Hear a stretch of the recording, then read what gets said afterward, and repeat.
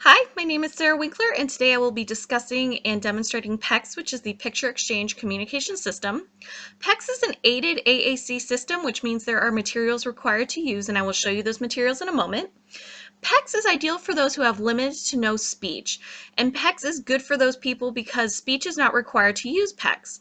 Pecs is essentially exchanging a picture or icon for the item or activity that is on the picture. So it's easy to use, and those who have trouble speaking can use it because there is no speech required. So I will briefly run through the 6 phases of Pecs. First, I will show you what a complete Pecs binder can look like. I'll insert a picture here.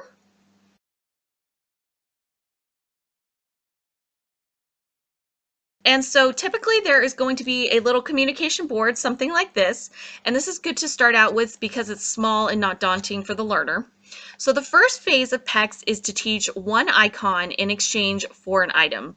So in this case, through interviews, observations, and team discussions, we have decided for this learner, we've found a cluster of highly preferred items that we have made into icons that will be highly motivating for the learner to use.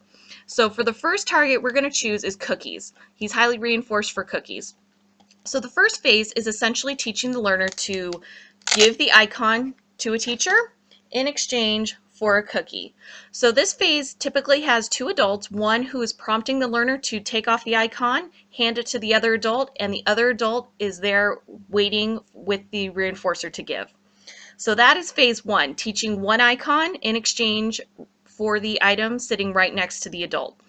Phase two is where you expand the repertoire. So maybe we've taught cookie, maybe the next highly reinforcing item we've decided on is the Rubik's Cube. So same thing, you're going to stick it on the icon board. The first adult with the learner is going to prompt the learner to take off the icon, hand it to the second adult, who will then give the Rubik's Cube. Phase two also expands the learner's distance in that, say we learned cookies, that was the first one. Now the learner is going to learn to access the cookies from a further distance. So instead of sitting right next to the first adult who has the cookie, the second adult is going to take the learner across the room, prompt him to take the icon to the first adult who will give him the cookie. So not only in phase two are you expanding the learner's repertoire of icons, but you are expanding the distance that the learner has to travel to get that said reinforcer. Phase three is where you teach the learner to discriminate between icons. The first thing you're going to want to do is put the highly reinforcing reinforcer on the board, which would be cookies, and maybe we found that a non-preferred item is broccoli. So the learner will have to discriminate between cookie and broccoli.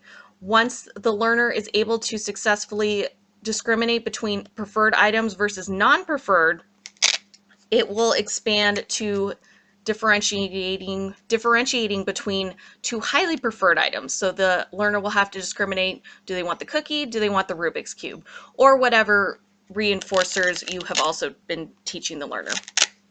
Now phase four is learning to expand the requests using sentences. Now for this, you could use a bunch of different word icons. For example, I have the I want icon. So if you see in this binder,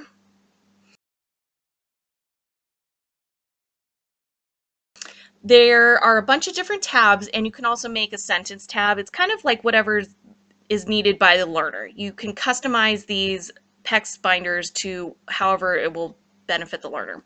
So maybe there's a sentence tab that you can use for phrases and such. So in this instance, I want, you're teaching the learner to use complete sentences. So I want, so they've picked the I want tab, and maybe they want to go on the trampoline. So I want to jump on the trampoline. So you can use whatever kind of requests that might be useful, like I need, I want. I just happen to have the I want here. So this phase four, is teaching them to request in full sentences. No longer are you just accepting the trampoline icon, you are teaching them to use a full sentence. Phase five is where a little more complex skills come into play. Phase five is teaching them to answer questions. So for instance, maybe you've got some highly preferred items on here and some not so preferred items.